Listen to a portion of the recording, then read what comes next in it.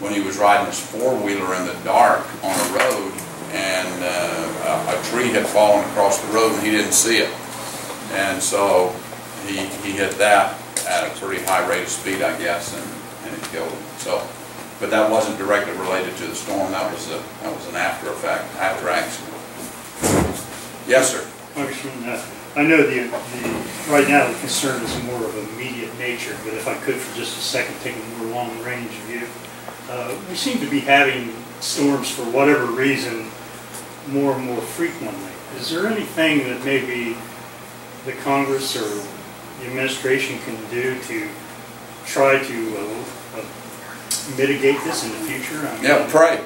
You know, we aren't in charge of the weather, and we pray regularly in Washington, so we'll be doing that. I mean, for example, we still have the same sort of power lines that we had 100 years ago. Yeah, infrastructure is a big issue, and I think that's what you're leading to. You know, we just passed a transportation bill the first time in a long time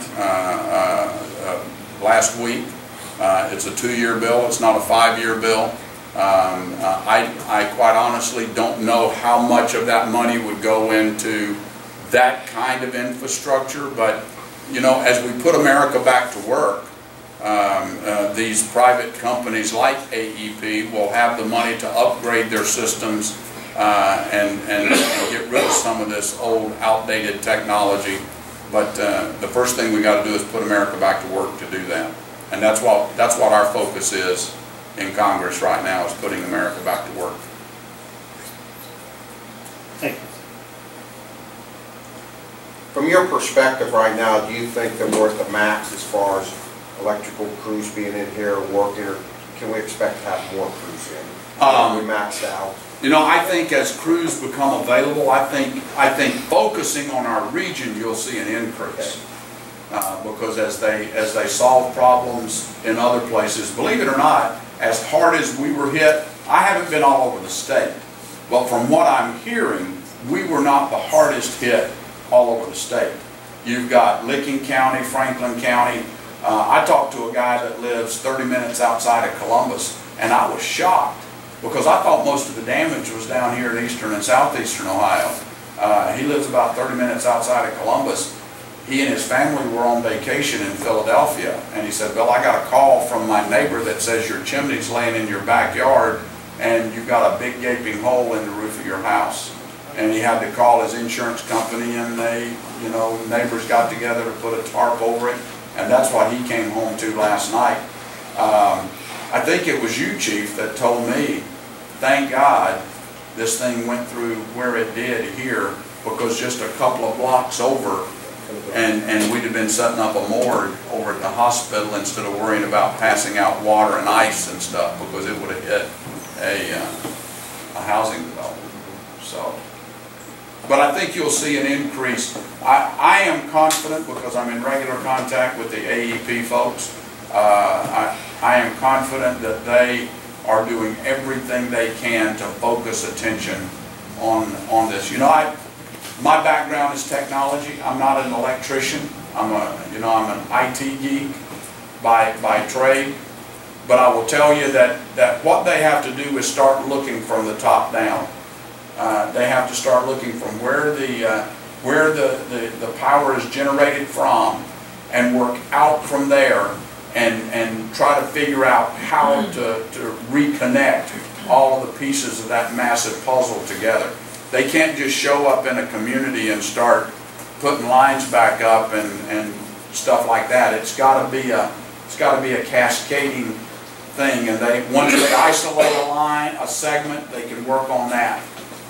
So it's a very difficult process. Yes, sir. Maybe some of you I work with the power companies, and you know more than I do. As of about 4:30 yesterday, exit 54, about 11 miles north by Saltport, there were 6 of the super highs, which are the 75-foot reach bucket trucks, and a pole truck with auger and these pickups and so on, who were leaving because all they work is primaries. But if we've got the primaries back, then the substations can go hot. Right. And just before coming down here, there was someone in the residential area that I'm in going door to door, asking people to trip their main and or drop the loads and so on, so they didn't get the arcing when they did try to energize, and that some areas are better off than others, but that the category of crew is going elsewhere. They're going back to Virginia to work the highlights. Yeah. So I think they're making a substantial advance on it and a good effort. Now, the gentleman raised a question earlier about the condition of the lines and the kind of infrastructure we have here in this part of the country. I got an inquiry the other day. Why is Washington D.C. and Virginia already back up and we're not? Well, there's a big difference between power lines that are buried under the ground in conduit than those that are stringing from poles and trees like we have here in rural Ohio. I mean, you know, when you don't have the distribution system to put back in place, you're then talking about the big substations like this gentleman was mentioning, and so that's part of it. It's always going to be difficult in rural areas to resolve these kinds of problems. Yes, sir. 75 or 100 years ago, a lot of people would just neighbors and helping neighbors and so forth. They'd get out there with their tractors and their saws and whatever, and they'd help clear away that brush. Today, with all of the laws, regulations, and so forth, is there any place or part for volunteer effort? How would that be coordinated? Well, that's a very good question, because I was raised in that same kind of environment. You know, whether it was hog killing day or chicken plucking day or corn harvesting day, all the neighbors gathered together and worked it out. I think what you're going to see come out of this, you know, down here the main kind of disaster that we plan for is a flood with the river. All along the Ohio River, that's what we think about. I've heard so many of the EMA folks say, man, this one really caught us off guard, even the AEP folks.